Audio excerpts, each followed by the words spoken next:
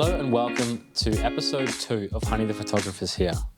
This was a conversation between myself, Pat, and staged by Flynn. Flynn is an amazing character, both in her work and personally. She's a delight to talk to, and she's had some incredible insights, not only in the industry, but also with many other things. The way she styles, the way she stages, really rings true to the base level importance of why she does what she does. And she even has photographers in mind. So this was a really fascinating conversation. And if you want to understand a little bit more about why stagers do what they do, what kind of staging is involved, the reason behind all of their choices, this is going to be a really fascinating conversation. So without further ado, this is episode 2 with Staged by Flynn. So welcome. This is really exciting. This is our first podcast with a guest. And I think your name came up first on the list. I think we're super excited to talk to someone who's been in the industry for a while, and just we love your work in general. So I thought, he'd be the perfect fit to have a chat to us about stuff. So yeah. Excellent, and I can talk. Yeah. Yeah, I'm sure you present very well. So you two both have a bit of history, from what I hear. Explain that to us. Well, I can't remember much of it, but basically I think it started back in the property collective days when you were doing some stuff for Lauren Lang. And Eliana Rojas. And Eliana. And so early back then, and I think I'd seen, at that point I was quite new to the game and we were learning, I was doing stuff for the property collective, and then we finally met because I was like, who is doing this awesome staging? And then you were finishing a property as I was entering, and yeah, we just got chatting, and then the rest is sort of history. Yeah, I think. And that's right. I forgot about that. Yeah, and then so you've since done my grandma's house. You just sell her little apartment on Northbourne, and then we sort of just kept connected. I think over the years, and yeah, gone from there really. You helped me get a job in Goulburn as well. That's right, I did too. Yeah. Yep. What was that job? It was a new build. Yeah, it was a new build. It was a new build, and a lovely house in Goulburn. I love travelling to the areas around Canberra because it means I get to have a good drive around in the countryside, and taking the truck out there can sometimes be a bit challenging, but no, it was a lovely house, that one. We won't go into it, but that was the time that truck spilled oil on the driveway. That was and my husband was out there scrubbing oil off the brand new driveway. Oh my God, a brand new driveway covered in... Because it wasn't our normal removalist. Oil. We had a backup removalist that day, that's right, and their truck was leaking oil. Yeah. I blocked that bit out. On a new house as well. New house. Of all I things. know. And a new city and a new client. I know. Wow. Exactly. I mean, life just happens, doesn't it? Yeah, but we fixed it. That's what we do. Roll with the punches. You have to, I think, in that business as well. Yeah. Yes. So your background is quite expansive. You've been doing this for quite a long time. Not really, I wanted to study interior design when I was at uni, and my mum said, no, you should do something that makes the world a better place, not that makes it prettier. So I studied communications and I wanted to be a documentary maker, and ended up, I've done photography and audio production was my specialty in the end. And then when I left uni, I started, while I was going through uni, I worked at youth refuges to pay the bills. And when I finished uni, I realised that I didn't love the people I'd studied with, and I didn't think that was probably the right career for me. And I started working at Domestic Violence Crisis Service, which had led on from the youth refuges. And then after DVCS, I worked at AusAid. I got a job at AusAid in international development. And making mum proud, basically. And then it turns out my mum, who was in the environmental sector, turns out that she was I was put into the Pacific Division in the environment area in AusAid, and she was living in Samoa, working in the environment sector. So we were very closely working together, and that was terrible. So it took me 11 years to realise that I was living my mum's dream, not my dream. And I left that day and started my business. That day? Wow. Yep. quit that day. That was 6 years ago. That's unreal. So, And where did this interior design sort Well, of because come I'd in? always wanted to do interior design. Right. So with each of my 3 children's maternity leaves, I started down the path of a little bit of interior design. I studied it. I started working for an online homewares magazine. I started a blog. You know, I did all the bits I could to start making little steps in the right direction until I was able to just rip off the Band-Aid and leave.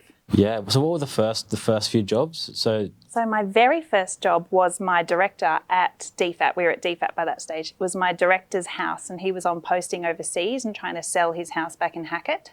So we styled it for him, and Stephen Bunday was the agent and sold well. what did you style? Did you have everything ready to go, or did No. you style it with like So I IKEA? had- No.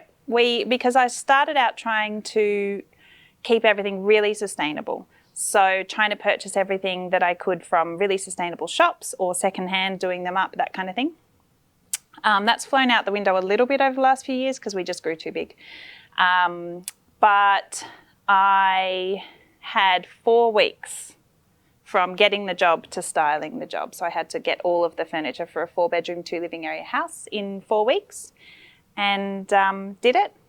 Took us a day and a half to style it. I moved all the furniture in with a friend of mine, and the photographer arrived at 12 o'clock the next day, and we were just getting out of the house when the photographer arrived. Good timing. Whereas now it takes us 2 hours to do a job. So from a day and a half, was it? A day and a half, to full 2 day. I was hours. there late at night making a bed. I remember it so clearly. I can imagine. In this cold Exhausted house moving in furniture winter. all Yeah, back and forth. yeah. Just with like the dream in the back of your head being like, I Like, know go this on, is gonna make it work. It'll make it work. But you've got so much energy at that point when you're starting a business and you're exuberant and you're excited. Whereas now there is no way in hell I'd be there at night styling house. No way. Yeah. If you're there for more than 3 hours, you're like, I'm going God, home. it's taken so. Yesterday, I finished the job at 2:30 and I was like, oh my God, I'm so exhausted. Time for a lunchtime wine. That's basically what it goes, yeah. Basically. So building upon that, so you do houses for sale, but Yeah. there's other types of interior design, and sort of explain sort of the difference between them. So we've got, what have we got? Like a real estate focused interior designer for like your home, and then an interior architect, and all of those. There are so many so different. Where do you fit, and what is the difference between some of those equations? So, interior designer is what most people would think about. They're people that will help you work out the interior colours, your blinds, your furniture, the layout of your house for you to live in it for long term. Those jobs tend to take 6 months a job. Whereas an interior stylist, a property stylist, or a home stager, as they call them in America, so we tend to call them property stylists in Australia, they are people that bring furniture in and set it up to make the house look beautiful for a defined period of time, 5 or 6 weeks normally. That's enough time for the photographer to take their photos, have it listed online, 3 to 4 week auction campaign, and then a little bit of time at the other end. Then you pull it all out again, go somewhere else. So the basic premise is that an interior designer is going to make your lifestyle better and make the client, really tailor it to the client. Whereas a property stylist, it's much more about making your biggest asset, which is your property, work its hardest for you at sale time. So it's a marketing tool. Yeah, so I was going to say the approach is totally different. Totally different. Because I mean, one is sort of almost like it is about the aesthetics of it, but it's also utility. You know, you want to be able to utilize the space and live in it. You know, and you need to be comfortable. You need to be able to sit on a sofa and comfortably see the TV. Property styling, if you have a look at where the sofa is set up in comparison to the television, they're worlds apart. So what we want to do is make sure that in property styling, we want to make sure that the furniture is set up to make the house look its best and look its largest and be photographable. Go on, you say it. Photographable. Photographable. That's a terrible What's word. the word for well that? photographed. Yeah, there you go. Able to be photographed from different angles. So we need to know where the photographer is going to stand and then set up the furniture to look good in that photograph. That's really interesting because I've thought about this quite a lot since starting in real estate photography specifically. And I think coming in with fresh eyes definitely helps in some respects. And I've always wondered about that. You know, are you, as you know, a home stylist, are you focusing on the photographer, or are you focusing on the videographer, or The walkthrough? the walkthroughs, or the guests, or sorry, not the guests, All of it. so like All of it. yeah, right. So you need to have enough space for two people to be able to comfortably walk past each other at any point in the house. Because if someone is at an open home, if someone is walking through and then they have to stand aside and let someone else come through, they feel tight in that space, even if it's not a tight space. So we need to think about the flow and how we are going to draw people physically through a house, but also draw their eye. So we do a lot of tricks to make sure that people are looking at the features of the house we want them to look at and not looking at the bits we don't want them to look at. So out windows is a really good idea. We always try and get people to look at the beautiful sky, feeling of light and airy sells a house. So there's that, but we also need to set it up so the photographer will see the front of the sofa. They'll see the big piece of art. They won't see, we don't want to see backs of sofa, we don't want to see backs of armchair, although that's not as bad an idea. We want to see the bed head when you walk into the door, walk into the room. You don't want to see the end of the bed.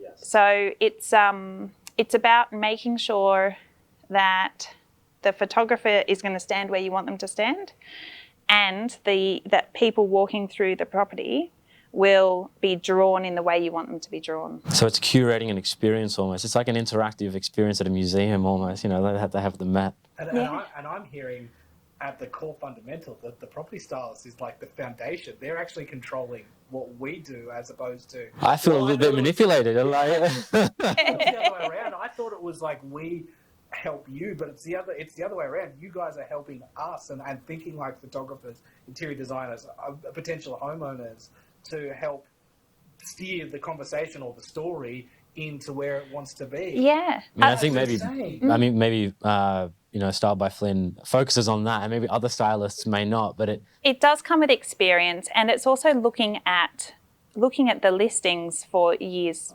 We've been looking at every listing for years and tweaking what we can. So, okay, well, the photographer didn't stand where I thought they would stand. Why is that? Okay, they wanted to get this special window in, or they wanted to get this feature, or they wanted to use a wide angle lens. So what can I do next time to make sure that that we don't have the end of the couch showing? And a lot of people think that stylists are there to show homeowners how to set up their furniture when they move in. Not true. Right. Agents will say that all the time. Oh, they just show you how you can set up.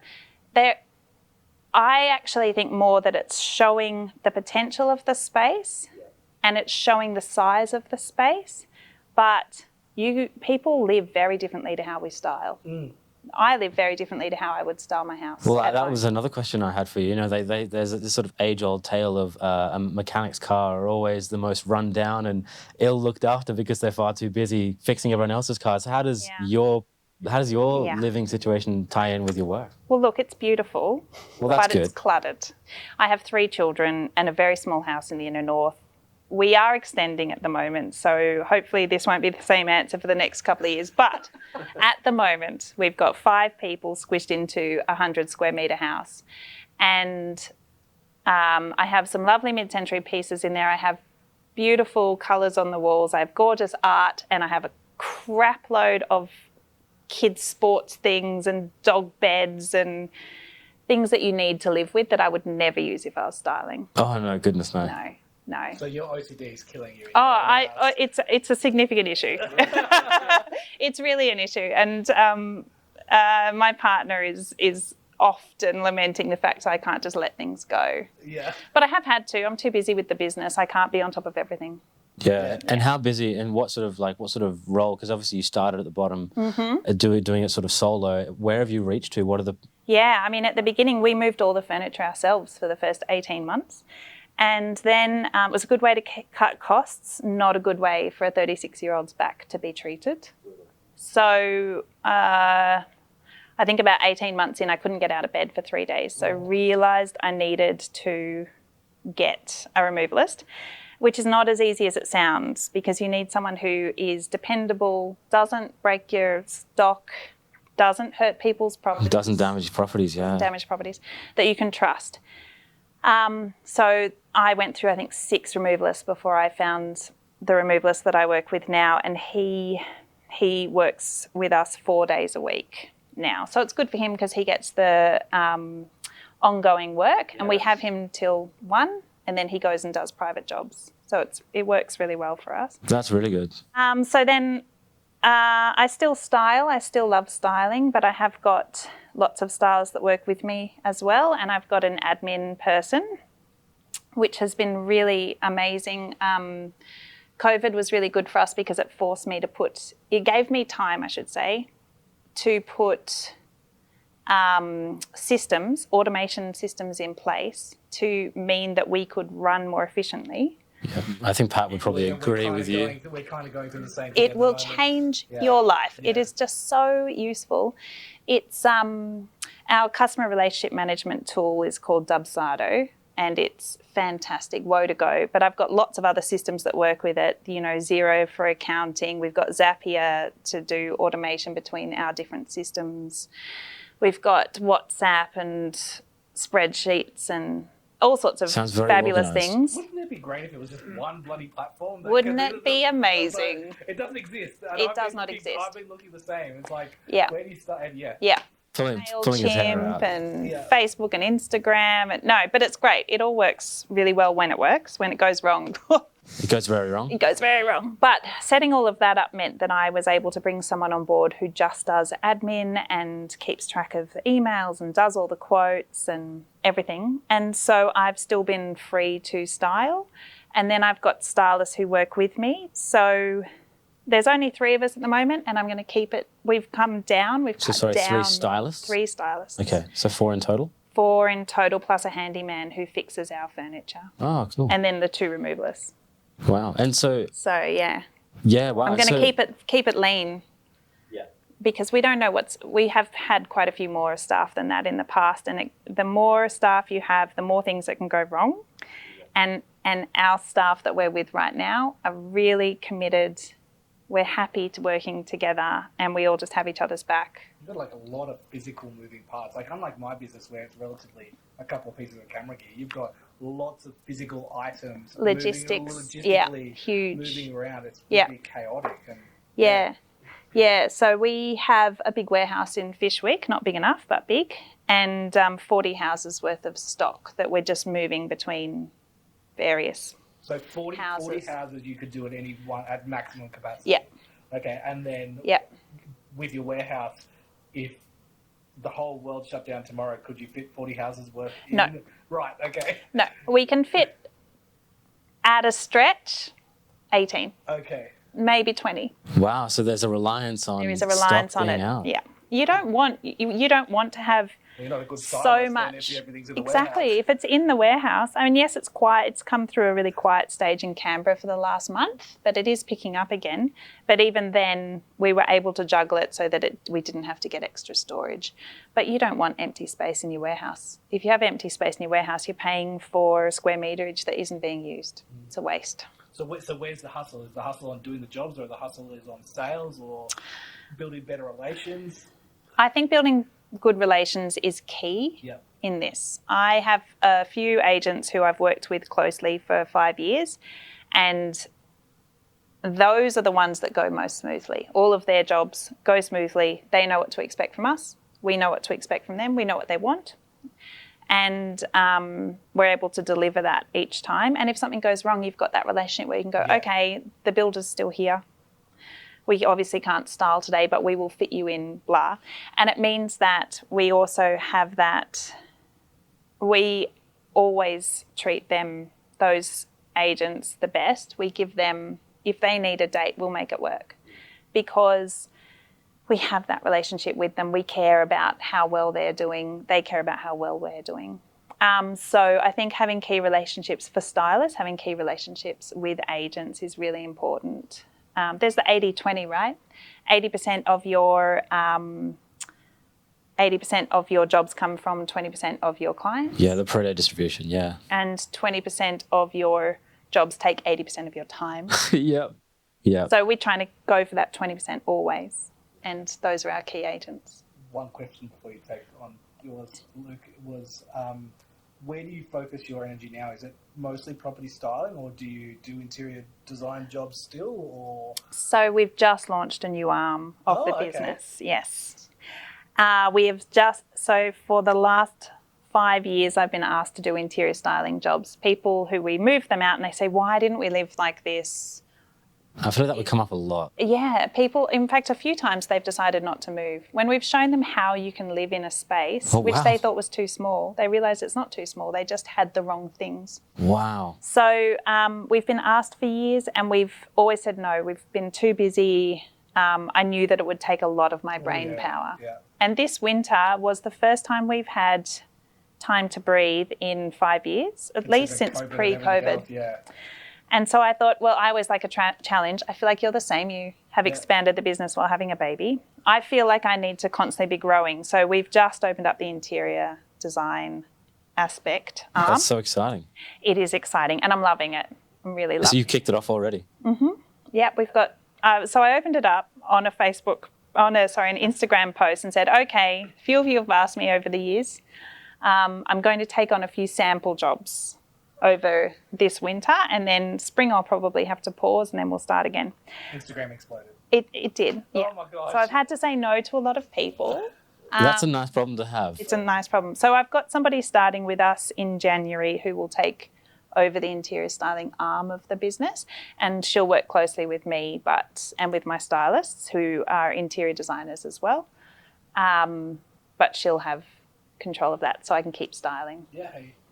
So she'll be doing the real estate styling, or she'll be doing No, she'll do the interior design. So she'll be doing the interior design stuff. Okay. Yeah, because styling is my passion. I love how fast-paced it is. We do 2 houses a day, and you see the results. You walk in and go, "Oh, this place is going to be hard to sell," and then you walk out going, "I'd buy this." Yeah. You know that you've done a good job if you trick yourself. So you like that kind of like Love it. intensity, almost that fast-pacedness. The fast-paced. I think like those longer projects maybe require more patience in a sense. Imagine working on something for 6 months. That sounds like a lot. Then seeing the outcome for one day. Yeah. No. And then also having a client that would necessarily be a bit more picky than your real estate ones. And you're like just like give us 2 hours and we'll get it done in 2 hours, as opposed to I can imagine that. Yeah, and also the difference between interior styling and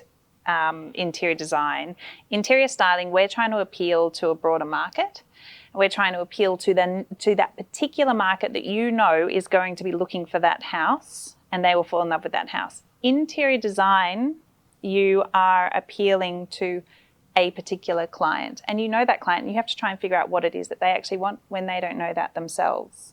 So it's much harder than just appealing to a broader range of people based on trends and things like that. It's much harder to work out, especially between 2 people. Normally a couple have very differing ideas. Having something that they both like is a challenge. Yeah. But that's good. I think it's that client, like I saw a post recently which sort of said, AI, photographers and everyone needs to relax. AI won't take your job because if the only way it will is if the client actually knows what they want. So, saw that too and went, yep. It's like, I feel so much safer now. Yeah. So one of the other questions that I had for you, I think Claire, Pat's wife, mentioned it recently. I think she keeps quite up to date with what you do. Excellent. I'll come to your house. She loves sort of that modern mid-century as well. I think you have a bit of an affinity for that. Yeah, mid-century modern. Canberra is a unique market compared to other cities in Australia because we don't have the historical houses that other areas do. So in Melbourne, you've got beautiful Victorian houses. In Sydney, you've got your terraces. So you can really lean into more antique styles, but extremely contemporary. Brisbane, they've got Hamptons, they've got beachside houses with old Queenslanders. Canberra has an ex-govy. That's the extent of us. That's about as exciting as it gets. You've got your occasional nice old house in Deakin, but and rare, Queanbeyan, but they are rare. They're not our bread and butter. Historical houses for Canberra is the 50s and 60s, and that's mid-century modern. And that's so the extent of our amazing architecture is mid-century, which is great. It's a beautiful style. It's got clean lines. It's got stunning timbers, black. It's black, not white. Yeah. Timber, not steel. It's it works really well in the Canberra environment because it feels warm and it feels a little bit different, and it's got some roots in history. So the Canberra buyer is not the same as the Sydney buyer and the Melbourne buyer and the Brisbane buyer. So we need to understand Canberrans who are educated. They don't want to feel like they're being sold to. They would never buy a display home.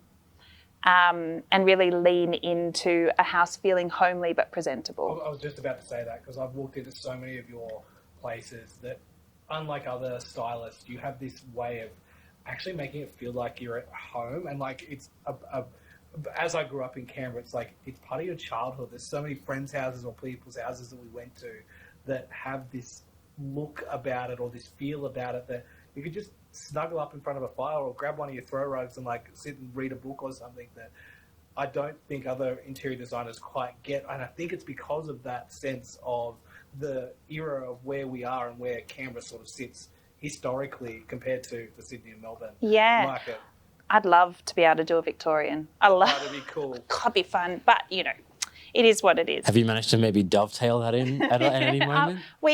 So I love using bits of antiques. I really like contemporary styling, but I don't want everything to be brand new. It feels flat. Yeah. It feels like you could walk into a shop and buy everything.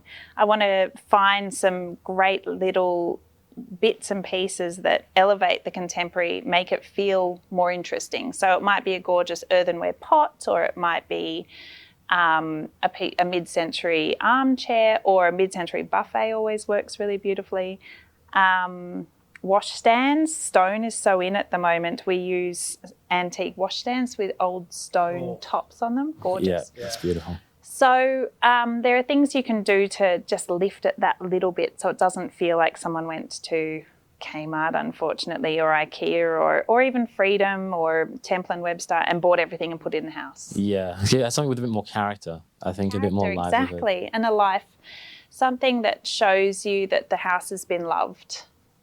And so you can style a place without it feeling like it's straight off the rack. Yeah, and I think that was actually one of the things that Claire mentioned, was just that, you have, obviously, part of your business requires you to be modern and to have those sort of things, but I think your eclectic stance on styling, I think, really helps. I think it changes, like Pat was saying, it changes the experience much more than any other sort of like straight off the racks in 2023 would ever be. So yeah, how do you manage? So do you have a lot of older furniture that you rotate and a lot of new furniture? How do you mix the two? I would say we're 80% new, 20% old. Is that because stuff just wears out, or is that because things wear out, but also it's much easier. So we'd have a base. We generally have a base of new things that are timeless, but then we'll have, so if we're looking at percentages, I'd say 60% is timeless base pieces of furniture. Good cream sofas that work in everything, some grey sofas, some big beige rugs, good bed heads, that kind of thing. And then you can have, say, 20% that is trend-based, boucle round armchairs. Armchairs are a really good way to introduce trends because they're relatively inexpensive, easy to swap out. That's a very good point, and they're easy to move around. Easy to move around. Cushions is a good way to bring in trends. Art, because you can bring in the colours. And then we'd probably have, I'd say, 20% that are more eclectic pieces that I've found on Gumtree or at Dirty Jane's or something like that. That's sort of more timeless stuff. Yeah, somewhere different, just to add that slight twist. Yeah, almost being playful with it rather than being too clinical. Exactly. And art, we love art. So art is something that we go through a lot. And I try and use antique pieces and contemporary pieces, young pieces, old pieces. I try and go really crazy with art. That's amazing. So how do you manage all the up and coming trends? I feel like they're getting faster and faster. The snowball just keeps... So COVID, interestingly enough, slowed trends down for a little while because factories weren't making as much stuff. The boucle trend, for instance, and the 70s rounded trend has lasted longer than I think it would have otherwise, which has been really good for us because it means we've had a few more years out of our trend-based pieces. It did mean they were quite expensive to purchase in the first place, though, because there were less of them. But I'm always on Instagram, Pinterest, talking to people, looking at other stylists, which you shouldn't do, looking at other interior designers. There are some incredible interior designers out there that I try and emulate a little bit. Who are your inspirations? Well, my favourite is Arndt and Pike. They use amazing rich colours. They use really interesting pieces. They have a mixture of old and new that they bring in, and they do interior design. So they're able to make sure that the walls are the right colour for the pieces and things. So so taking a page from their book a bit. Yeah, beautiful. Highly recommend having a look at Arndt and Pike. We'll add them to the follow list. Yeah, definitely. Yeah, and artists. I like to get a lot of inspiration from artists, all sorts of artists around the place. Mostly, obviously, like framed art, or is it sculpture art? Or so we use framed art, but framed art doesn't enjoy being moved every 5 weeks. Yes. So the edges tend to chip a little bit, the front gets scratched, so we don't get as much life out of them as a canvas. A canvas or even a framed canvas does better. I know, me too. No, a canvas is much easier to look after. And I've sort of seen a lot of style for homes recently have the piece of art in where the TV would be. Yes, so we don't use televisions because, no offence, photographers often superimpose a picture of a waterfall on a television. I can tell you that Panorama does not do that. This is the one thing that we hate. Honestly. I've had a request a couple of times, and you're like, this is the most cliche real estate it's photo. naff. Yeah. So, and I'm so glad that you're one of the stylists that don't even put TVs in, because I don't have to worry about it. And B, it looks just dreadful. This big black thing in the middle of a beautiful style. And then you have to Photoshop it. And I just think you've spent all of this time and effort to curate a look around a cohesive colour scheme that works through every room. As you're scrolling across, you want the colours to be cohesive and the feel to be cohesive across the whole house. And then you put a TV in there, and then a big green image comes up on the pictures, and I think, well, green doesn't go with my rust colour scheme. My pastels are crying in the corner. Yeah. That's me being a bit of a control freak, though. I want to curate the entire look. But I think that's good. I think, thinking about those little 1%, you can be good up to 90%, you can be great up to 99%, but excellent is 99.99. And that's hard. That's hard. It's the little things, using live plants, not plastic plants. Yeah, do you focus on live plants? We try to wherever possible. Wow. Sometimes it's not possible. It's quite a responsibility. Yeah, you should see my poor winter plants. I'm going to have to buy all new ones. They have not enjoyed this winter. It's been a cold winter. It's been really cold brutal. Houses, But we do have quite a few plant species that we have tested over the last number of years that we know work in Canberra. Like to move every 5 weeks. That are happy to be not watered for 5 weeks, that too. sit in a cold house, and sometimes be in the sun, sometimes not be in the sun. That would be a very narrow. Oh yeah, I could do a whole article on which plant types to use. That's amazing. And we blog post idea. There you go. and we also use foliage for cut foliage in vases for styled properties rather than And that's sourced flowers. real stuff. Real stuff. Right. So rather than flowers, is that what you're saying? Because they last better. To me, they look more elevated, and they don't tend to drop as much of the dust. You know what I mean? The dust on the pollen. the pollen. As the photography come through a week later, or a couple of days later, and it's already dropped pollen. You're like, okay, now I have to clean this beautiful. And that is something that we learnt. Yeah. We learnt that one the hard way. We'd go into these houses after we'd styled them to pack them up and go, oh, that doesn't look great. Doesn't look great. Does it stain the furniture as well? If you use irises, not irises. One of the Lilies. If you use Oriental lilies, they do. Yeah. Okay. Luckily, lilies have gone out of fashion. Thank goodness. Thank goodness. The tables will be happy about that. So jumping into the real practicality, why would someone want to come and use a property stylist as opposed to doing it themselves? Or where do you fit in the equation of marketing? Why come to you, basically? If I were to sell my house, I would get a different stylist to come look through it. Because once you have lived in a place, you lose perspective on it. You don't see it with fresh eyes. So even if I was doing it, I wouldn't style my own house. Right, okay. I would make someone else do it. Because you want someone who's going to walk in and say, okay, first impressions are blah, and a good stylist will talk to you about what your favourite parts of the house are and what you want to highlight, but then they focus on that. They don't then focus on how you currently live. So it's about having fresh eyes, and also it's about making sure that your biggest investment works its hardest for you.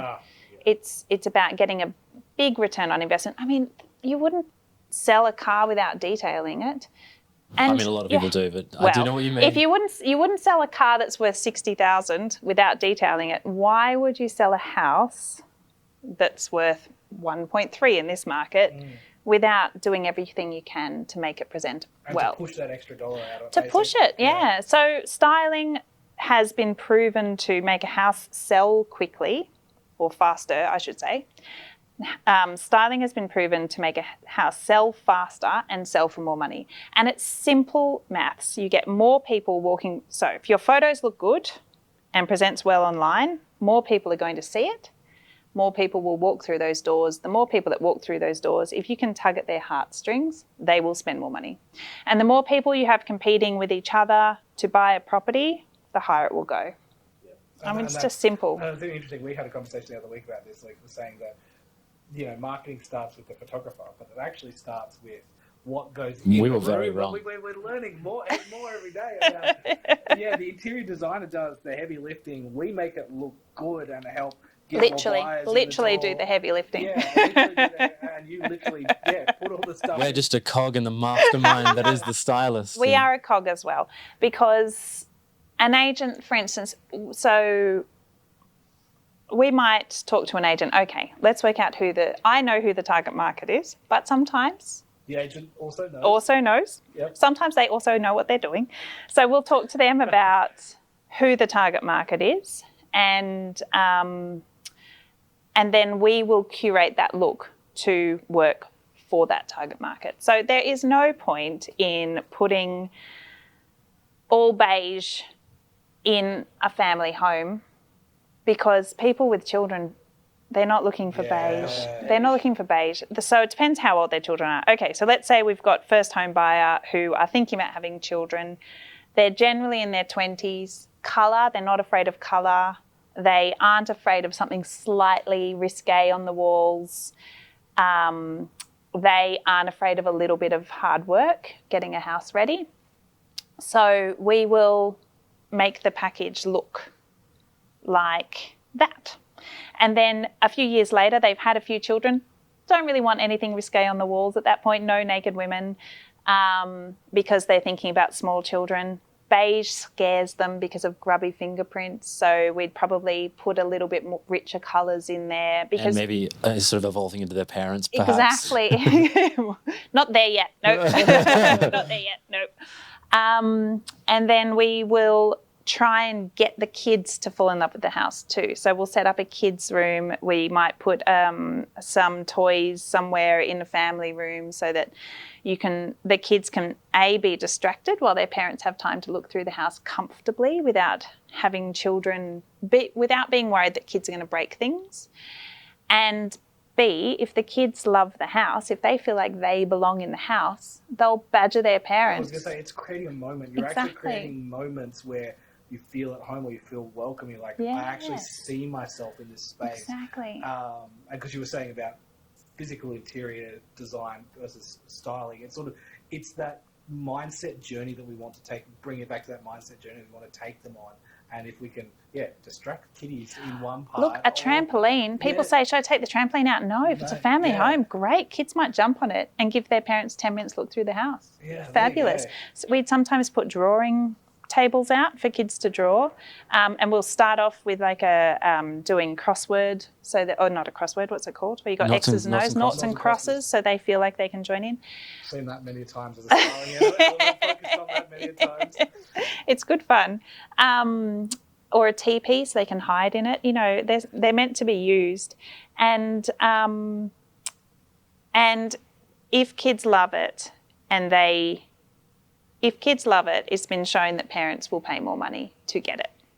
Yeah, because they do anything to please their kids. Well, yeah. We are suckers. Brand new dad would suckers. You're a sucker now. Yeah. You're a sucker. I'm a sucker. Welcome to the sucker club. Yeah, it's interesting because you'll see Woolworths and Coles do something similar. They leave certain chocolates and treats lower on the shelf than higher on the shelf because of that reason. As a parent, I hate them. Oh, yes, definitely. Yeah. They have got the fruit at the front door now that the kids can help themselves to free fruit in Woolies. Oh, can they? Pretty good. I didn't realise that. What's the it's age good. cutoff? Is it under 35? Children. Well, if I identify as 12, I think that would make more sense. But then at the other end of the scale, say for instance, we did a beautiful apartment on the Kingston foreshore. No, in Manuka, sorry. Did a beautiful apartment in Manuka. It'll be it'll be up there in the multi-millions. It's not going to be a first home buyer. It's not going to be a young family. It's not even going to be an older family. We're not trying to get the teenagers across the line. It's a downsizer who wants to feel very comfortable and have light and airiness. So the story changes. It changes. Depending on yeah, we elevate the clientele. artwork. We Gotcha. can bring in more beiges. We can make it feel. That's probably the closest we get to a display home. Is those sorts of places because people, when they're downsizing, quite like the idea of having nothing from their old life. Those are the ones who are much more likely to just buy all our furniture with the apartment. I was going to say, does that happen? Do It does happen, yeah. And you're set up for that? People, you'll be able to... Yeah, well, depends. If it's my favourite piece, I might say no, but you can get one like that from here. I'll keep that, but I'll give you my one that's better. I'll give you the one that's scratched up. No. But now that we're doing the interior design, the idea is we'd still destage and we'd then be able to style for them from scratch in the same way as we styled it originally. That's a great idea. Yeah, it's great. We've got a good clientele already. Yeah, and it's a perfect way to enter the market from interior design point of view, because you're like, here's actually proof of the product. Exactly. And then I've found they trust me a lot more because they've seen the outcome. They've gone, well, what do you think, Flynn? I don't have to try and show. I don't have to prove that I can do it as well. The property styling, like those pieces are obviously meant to be roughed around and last 5 weeks. And then when you go into the interior design, that's more, this is the good quality version of it. It's true. And there are things we can do with interior design we can't do with styling. So a beautiful stone coffee table. Yes. My things that are removalist, incredibly heavy. It would kill me if I brought that. If he's moving that in and out every 5 weeks. Don't get me wrong, we do own a few of them, but we use them in the very high-end properties and maybe once or twice every 6 months. There's a balance of practicality versus getting the job done versus getting the look right. Yeah. I mean, we did a job not too long ago that was a $6.66 million house, and I bought a stone coffee table for it because it needed it. It deserved it. It was a beautiful Globe West piece, and anything else wouldn't have felt luxe enough for this house, and then it wouldn't have hit the price point. You need to show that it's worth the $6.66 million. Yeah, that's interesting. It sounds like you're not afraid to make that work as well. You are looking. It's amazing how much more you become more macro the better you get. You think about the larger and the larger and the larger picture. And from what you've just said, all right, this has to happen. We have to buy this table. Yeah. Yeah, maybe living in my lounge room as we speak, that coffee table. So, what are the kickbacks that you get, or the problems that arise if you get a new styling client, and what are tips that you would give to people looking to use your services that would sort of help resolve some of these problems? Well, make sure it's finished. There are no builders on site, please. Make sure it is clean. I cannot tell you how many times we've walked into a house and gone, why would you not clean the windows if you were selling your own home? Just clean the windows, make sure as much light comes in as You're possible. a stylist, not a cleaner. I'm not cleaning windows. In fact, I'm not cleaning. I'm not a cleaner. Good. We will put things on top of dirt if we have to, but I don't want to bring my stock into that either. So make sure it's clean. Make sure that you've given enough time between the carpets getting cleaned and us coming in, because if they're still damp because they've been cleaned the day before, we have boots on. We have to have boots on. Yeah, we can make them dirty again. There's nothing we can do. Yes, we put down rugs and stop the dirt coming in from our shoes, but if they're wet carpets, they get dirty. And also, like you get a lot of, and then especially when you have to like close the house up, it mists smell. inside, Yeah, so that is a real problem. I've seen it a lot. I've seen it quite a lot. I've had to unfortunately photograph houses that, the windows were just misted up and dewy, and and it really, you can try as much in post, to fix it, but it does really take away, especially when the windows are a lot of the big focus. I was going to say, if you can't see through, I hadn't thought of that, but if you can't see through the windows, that's a huge issue. Well, that's a big thing. That's what you've mentioned for you specifically. So, and then you style it, but you're styling into blurriness, as opposed to the thing that you're actually meant to do, which is the view and the look out. We're trying to make people look out windows. Windows sell houses in Canberra because we need light. Is that everywhere, or is that you'll notice that more in Canberra? Everywhere. I think everywhere. It's sort of a universal.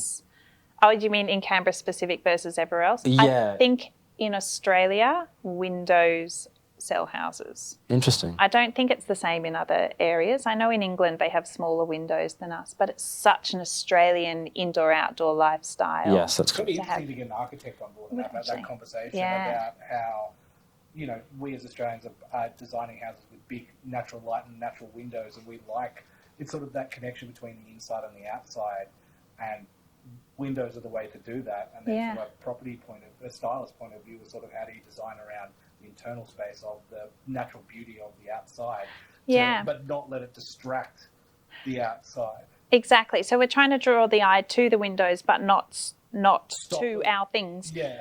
And some of the things for instance, a dark wall against a window will make you look outside the window. So a light wall will stop the eye. So what we try and do is darker pieces of art next to windows we want to look at. And so because we can't change the colour of the wall, the darkness of the art will draw the eye towards the window rather than towards the art. Things like that. So really, really curating the way the eye looks as well. Yeah. That's incredible, because you do that in photography. I think especially in like landscape, a little more so than, you do it in a lot of things, but in real estate, not so much, because you do have that sort of HDR styling, which is kind of kept on. I mean, you do see a lot of that natural light, but that's, again, more that luxe architectural. Yeah, but I love a lot of the time, luxe architectural photography. Oh, it's gorgeous. But a lot of the time in landscape, you will be darkening certain areas and brightening other areas. Leading lines, and you've got rule of thirds. Yeah. So we try and bring that in a quite physical way. So leading lines, the line of the sofa, that's a good way to get your eye to go that way. Or stopping the eye by having something tall. If you need the eye to stop, you don't want them to look over there, we'll have something tall in front. How do you get them to turn the corner? That's about having a piece of art that you can just see around the corner. So you're keeping on going to go round to see the rest of the art. She's thought of everything. I know. And to be honest, it comes with experience. There's a lot of new stylists in Canberra at the moment. It's been a really big influx. Oh, okay. They're not charging very much. So much to make it hard for you. It's challenging because I know what we need to charge to be able to deliver the quality that we deliver. And so many times recently, I've had to come in and fix other people's styling jobs. So the poor owner is paying twice. They're paying for the original cheap quote and then realise that was a bad idea, and then coming and paying us our normal rate to come and fix it. Yeah, we had that. I had that recently with with an agent, and she kind of came in, and I mean, one of the first things that had happened was the one of the paintings, which was framed, had fallen off the wall and smashed across the living room. Yeah. I've had that happen to me 6 years ago. I will never do anything like that ever again, and it's an experience. You learn quickly, but then also they put a bed in a small room, which you couldn't get around. You couldn't even close the door. And she was just she was like, why have they made these choices? Yeah, it's so hard, and I sympathise with new stylists. It's really hard because I was a new stylist once, and I made these mistakes and learnt from it, and probably didn't charge enough, and I was probably all the things that I'm saying are not great now. I was going to say, you probably were there and 5 years ago. Exactly, and so I feel sad for them because I know how hard it is to do that. However, if it's your biggest asset, you want to know that you're going to get the best result for it, and that comes from experience. One piece of advice for a stylist that you'd give to sharpen that learning curve? What would you say to them, or your younger self, if you were? My younger self, I mean, I know that you just have to go through it to experience it, and I worked 24/7 to make sure. I think learning from others is really important, and looking at what other people are doing, and don't bite off more than you can chew. I think that a really good way to start it is to do partial styling. Us experienced stylists, we don't really want to do the partial styling job. So that's when you're using people's furniture and then you're bringing in the fluff, the cushions, pillows, the rugs, art, making the beds. Yep. It's a really good way to figure out how to set up a space without having the outlay of all of the furniture. And also, it's not as important to get it right because you're not providing every single item. You're trying to enhance what they've got. Yep. So I think that's a really good way to start, rather than starting from scratch. And then apartments. Doing Apartments are a good way rather than houses, because apartments, it's pretty hard to stuff up an apartment. People manage to, but that's it's pretty hard. So I know I've walked into a couple of apartments that aren't staged as well as they should be, but I mean, another story. Yeah. So there will always be a market for stylists. I think the return of investment is so obvious. Yeah. And if you can find the money up front to do that, when you're in the industry, it makes complete sense. Yes. And it's so glaringly obvious, but it's hard to bring people into that sphere and sort of explain that to them. So we offer payment on settlement for that reason. We make you more money, and then we take our fee from that. So it's a no-brainer. Last time we moved house, we had no money. We just bought it was our second house. We just bought a house that was bigger than our last one. We had small children.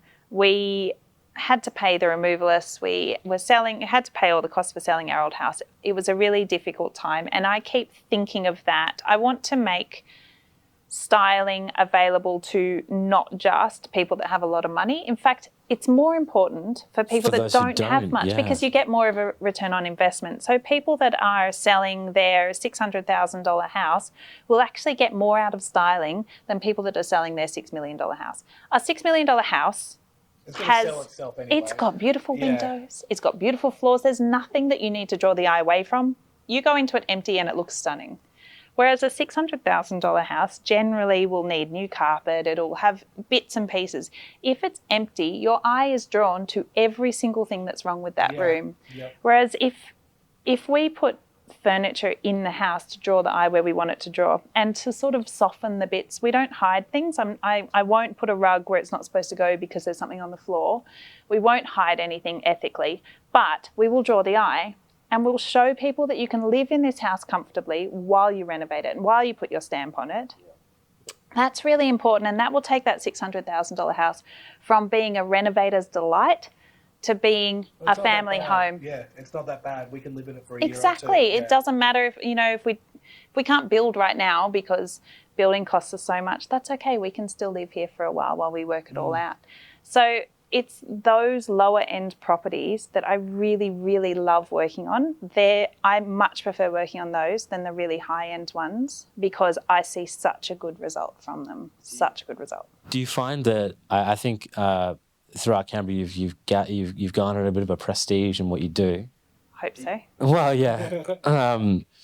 Do you worry that people will look at your work and go, she's too expensive, it's not worth it? Look, a lot of people are getting until about 6 months ago, people just came to us and then just took our quote.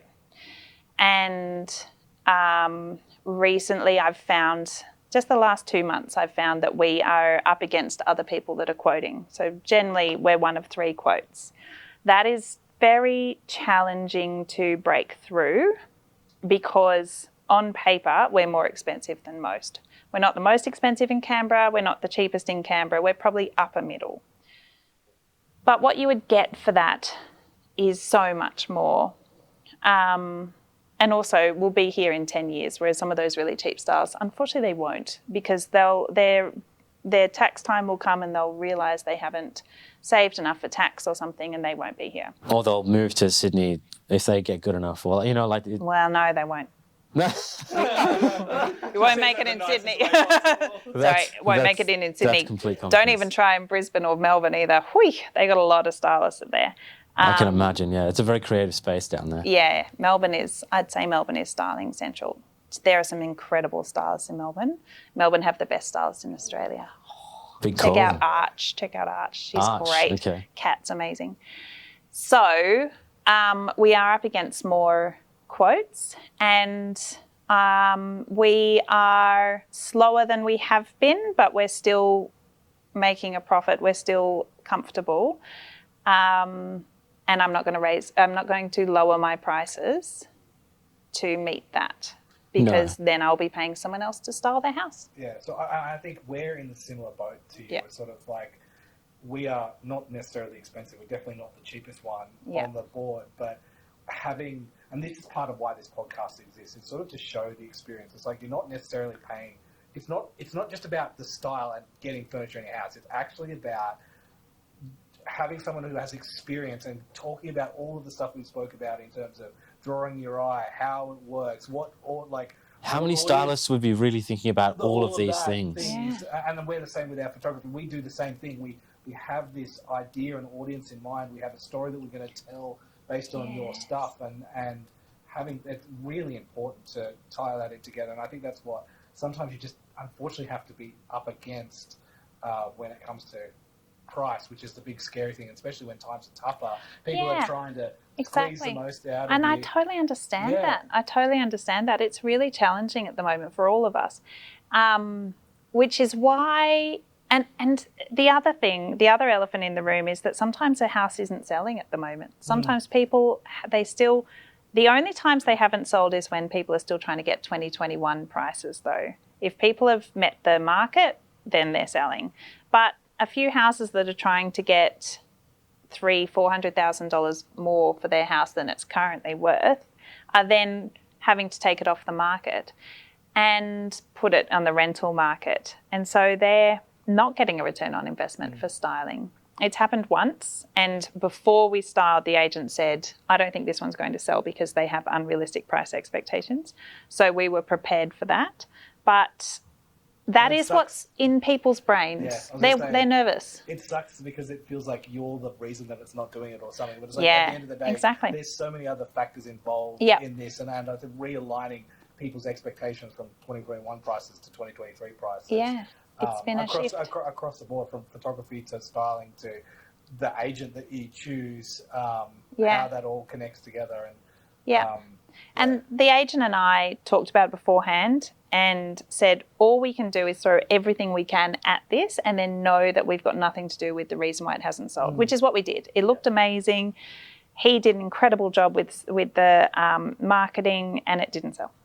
I think doing your due diligence and loading the responsibility from the back end. I mean, like we've hit our 100% here. We can't go any further, and the reason is not us. Yeah. But in saying that, every other job that we've styled this year has sold. And I think we've only extended one apartment in that time. I think that was my grandma's house. Was that this year or was that last year? No, it was this year. God, I feel like that was last year. My grandma wanted too much money for it. It was a gorgeous apartment. It was a really good apartment. It was a gorgeous apartment. It was worth it. Yeah. So it's this balancing act. So anyway. Yeah, but it sold. There you go. Yeah, it did sell. And it is. I think one of the things you've clearly thought about homeowners, and you've clearly thought, empathized and really stood in the shoes of people who are, maneuvering this sort of very difficult and hard to understand from a different third-party perspective, this whole industry, this beast and monster that it really is. Yeah, and you know, some agents can be difficult and they have a reputation, but actually the reality is most agents aren't like that. Yeah. There are a few that give a bad vibe or taste in your mouth. exactly, and so the reputation comes from them. But most agents are really amazing, and I don't want the styling community to have any, how do I say it? I want the styling side of things to be that warm hug. I want us to be the supportive part. I want us to empathise and understand. We are walking into people's houses that they have lived in for 40 years sometimes and saying, okay, we need to change this and this and this and this. Quite and this. brutalist, That's isn't it? awful. Yeah. So I try and think about how and I know that people would change things in my house to sell it. I would change things. The first thing that people say to me when I turn up at the front door is, I am so sorry for the state of my house. Without fail, every single person. And when I answer the door, I'm so sorry for the state of my house. You'll say that when they come. Without fail. So it's like, I know people we live lives. Moving is messy, children are messy, animals are messy. Life is not Instagram. I have to make it Instagram. Yeah. So that's my job. It's not supposed to be, I mean, yes, please have it clean and empty before we arrive. But when I go to do a quote, that's not what it's supposed to look like. So it is important to understand where people are coming from, and that, yes, you love that sofa, but it's probably a bit too big for this space. Yeah. You know, I can see why you bought that sofa. It's an interesting colour, or it's big and fits your whole family, but it doesn't do a good job of showing off your house. Yeah, it's utility over opulence. Aesthetics, yeah. Exactly. So it's I cannot remember where I was going with that tangent, but there was definitely something in I think it was just about like really connecting with your the clients and people who are selling and buying. I will say no to clients if I don't think that our styling is the right sort for their house or will make them any money. I will not take on a job for the sake of taking on a job unless I know I can make them money back. What's an example of that? So, some styles of houses we can't fit that aesthetic. So, for instance, a Hamptons house. I don't stock Hamptons furniture. There is a specific audience in Canberra who would love a Hamptons house. It's very niche. I'm not going to buy a bunch of Hamptons furniture for those particular niche houses. But there are stylists in Canberra that love the Hamptons look, and they stock furniture for it. So I would then pass it on to that stylist and say, that is your stylist. That person will make your house as good as possible. Or if somebody has set their house up beautifully and all they need to do is rearrange the furniture a bit so that it presents really well, buy some beautiful cushions, buy some artwork. I'll tell them where to get the artwork from. I'll tell them what colour cushions to get, but I won't go in there and style it for them because it'll cost me more money than it would. Then just do a couple more things. Exactly. Yeah. It costs them more money than me coming in and doing those little things, and I don't want them to waste money. Yeah. Yeah, and also I would imagine, as like from your perspective, you don't want to come in and make it look equally as nice and marginally better. Exactly. Just to like, okay, I'll so the fee is XXX. Yeah, and they exactly. Go, I should have just bought some pillows. Yeah, exactly. I could have bought 50 pillows for that. Great, do it. I'll show you what pillows to buy. Yeah, having that sort of genuine, like, interest in someone's outcome, I think is far more important than, money. And also, Canberra's a small place. I was born in Canberra. I know Canberra very well. Reputation is everything. It's very big. Everything. And I don't want anyone to come away not feeling great about the experience they've had with me. I want everyone to. We have all 5-star reviews on Google and Facebook, and we have more than any other stylist, and I want to keep it that way. Yes, yeah, that makes sense. I don't want any 4 stars. No. I'm going to nail every job. That's a good way of looking at it. Yeah. I guess if someone, so speaking of that sort of probably don't need to style too much aspect, yeah. I suppose if anyone was in that position, what advice would you give them? Or, how would you say, how would you sort of allow them to, It's normally... Everyone knows decluttering is important when you are getting ready to sell. It's the least, decluttering is important, but you don't want to go depersonal. So I was just about to say that there's levels of decluttering. It's sort of like there's putting stuff away, but there's also then removing 90% of how you live. Of the life of the house. Yeah. It's kind of like overdone, a little bit okay, minimalism, and then clinical. Yeah, I feel like Clinical, that's exactly right. So minimalism, I love minimalism. If I didn't have children, I would definitely have more of a minimalist aesthetic. But at the moment, I would call my aesthetic maximalist. Ah, interesting. But clinical, some people do. They end up clinical, and you walk in and say, well, what can anyone fall in love with? Yes, you can see the house. You can see the bones of the house, fabulous. But why would you be drawn to this house? So it's about taking away family photos, taking away anything religious, anything sports memorabilia, anything that might be contentious, take it away. But in saying that, if you've got some gorgeous black and white art of nudes, don't feel scared of that sort of thing. Your right buyer will love that. Sex sells. What was it? Sex and emotion. That was it. Oh yeah, just not sports memorabilia. No. Not that sort of emotion. not that kind of emotion. Not No. that kind of emotion. I saw a jersey the other day. I was shooting for one agency, and someone had a signed football jersey up, framed, and the sponsor was a different agency, and it was huge. I had to take it down because it's someone else's agency. This is very funny. But we had one that his whole house was decked out in Bulldogs gear. And I said, you're in Canberra. In Canberra? You're in Yeah. Canberra. You better, I grew up in Bulldogs country. That's incredible. Well, look, I'm not a sports person, but I feel like most people would not be drawn to a house that's full of Bulldogs memorabilia. So it's depersonalising in that way, but not making it so clinical, and make it as clean.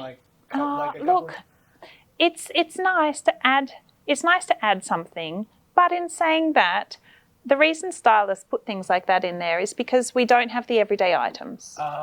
So, a kitchen will put a nice chopping board to add texture and a bit of warmth. But most people that have a kitchen, they've got a beautiful bowl that they've put their fruit in or something. That's or a fine. nice sage KitchenAid, or Yeah, something. exactly. Something that they've used and that adds life. We're not going to buy a million KitchenAids for styling. That would be a silly return on investment. No, yeah. Well, it'd be good to have a nice KitchenAid. You would love a KitchenAid. I have a KitchenAid. I have a very expensive KitchenAid. I have a very expensive adore. KitchenAid that my husband adores. Really? Yeah. What colour is it? It's silver. It's silver. I got him chrome.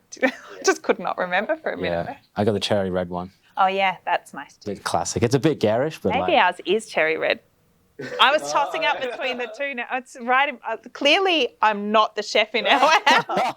In my kitchen, I think it's red. I was tossing up between the two when I bought it. It could be. I think it's the most popular colour. I just also couldn't afford the nice sage one. They're so pretty. But then an extra 30%. No, you want a nice, vibrant colour. You don't want no pastels in the kitchen. How do you use a throw? Okay, Because so I've tried. And I'm so bad at it. oh, you need to know this for the photography. So you grab both of the long corners. So if it's a rectangle, you're grabbing the two top corners. Okay. So it's like a towel. It's like a towel, okay. Right, so you're grabbing the top two, yep. So you are throwing with both hands, and then you're letting one corner go, and then the second corner you're letting go slightly afterwards, and you're placing the second corner. So the first one you're just dropping. The second one is where you add in the casual throw part of it. I love that. Honestly.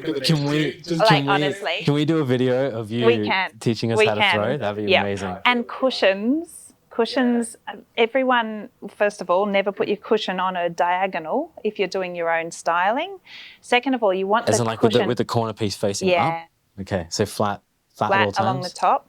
We love a karate chop in styling, and there's a reason we love a karate chop. It's to show the texture and the plumpness of the cushion in a 2D image. That's really fun. Yeah, and it's fun. Watcha! So if you just have a flat cushion, when you're in 3D, you can see that it takes up space and it's got puffiness and it's nice. But in the 2D photograph, it just looks like a square. So you karate chop for us. We That's karate very chop for sweet. you guys. Actually, we karate chop for the homeowner. So well, yes, of course. we to make a cushion as plump as possible, you turn it upside down, give it a shake. It's always good if it's a feather. Well done. And then you lay it down. Thank you, Julia. And I can show you that as well. And that is how love you that. make it plump across the top. Same with pillows on your bed and euros. Is there too many pillows to put on a bed? 100%. I'm not a fan of a lot of cushions. Okay. You mean cushions, not pillows. Oh, sorry. Although probably both.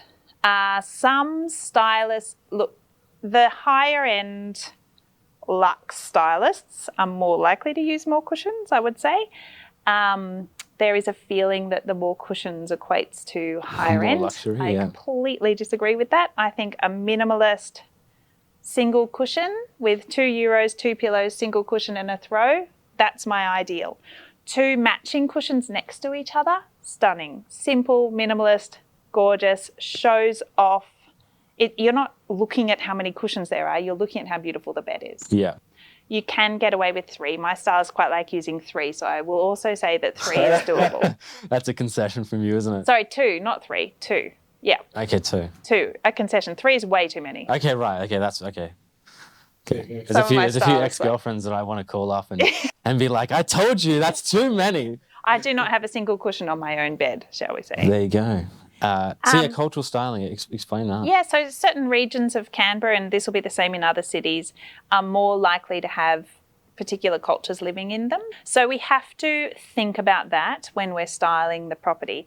And sometimes that can be removing yourself from the styling and your own aesthetic. You still want it to be engaging for a broader market because you can make an assumption, but you don't know who You the never market will know, be. exactly. So you want to make it broader, but they different cultures tend to live in different ways. So a formal dining is really important for an Indian family. They do tend to use formal dining.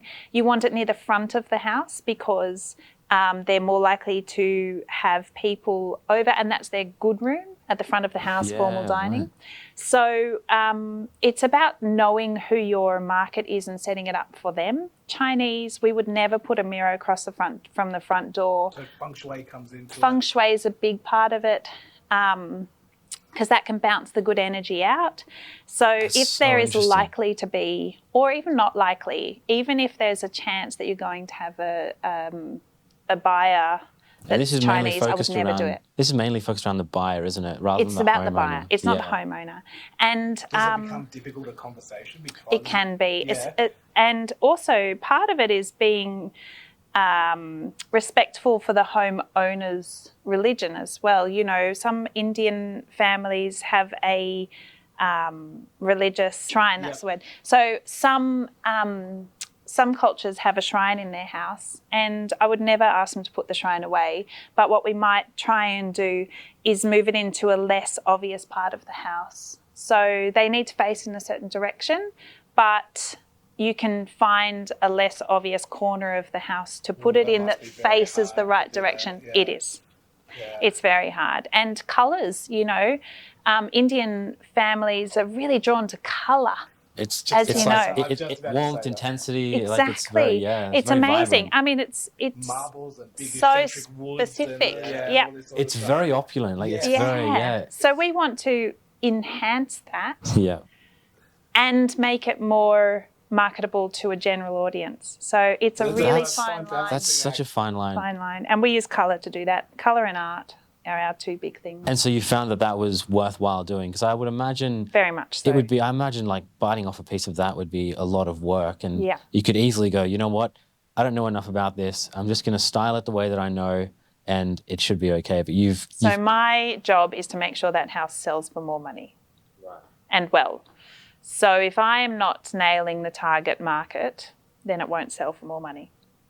so, yeah, because you that's need the that's right a big people to pull them up. responsibility. Yeah.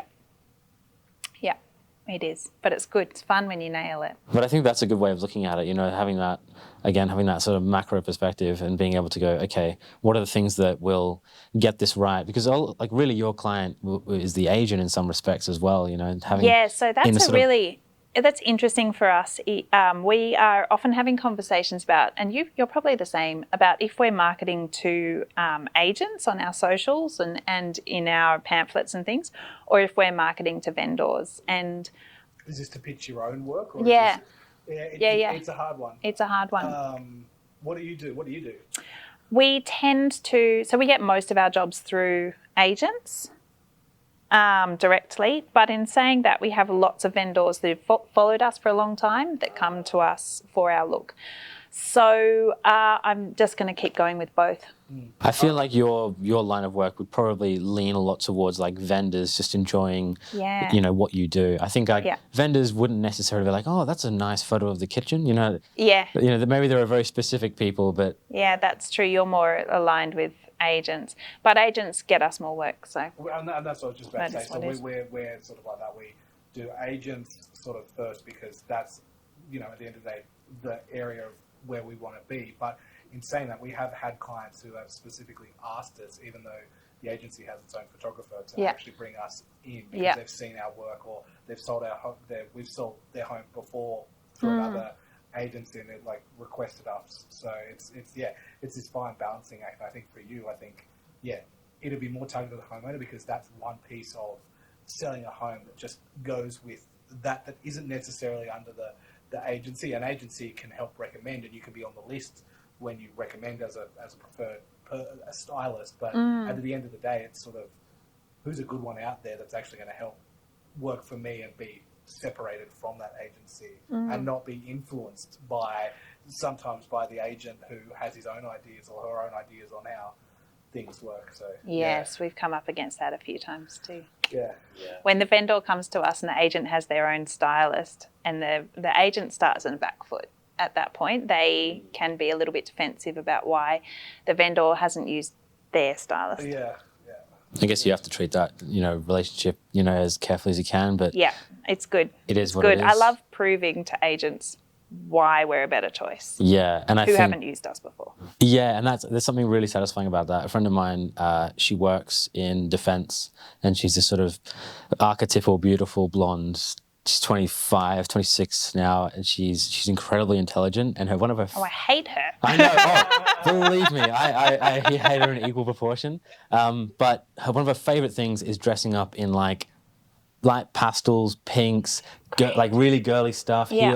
Really going for it. Yeah. And then all these people, she walks into a boardroom to do a presentation, and they feel, oh, all right, let's see who this is, and she just blows them out of the water. Good on her. And the great thing about it is that it flips expectations so dramatically that it forces such a clean cut in some respects, and the impact is so much more than otherwise you would coming in a boring black suit in some respects. You get that, I totally agree. That real I punch. totally agree. Good on her. So, all right. Anecdotal. Well, thank you very much for coming in. Pleasure. Yeah. For anyone listening, how do they find you and your work?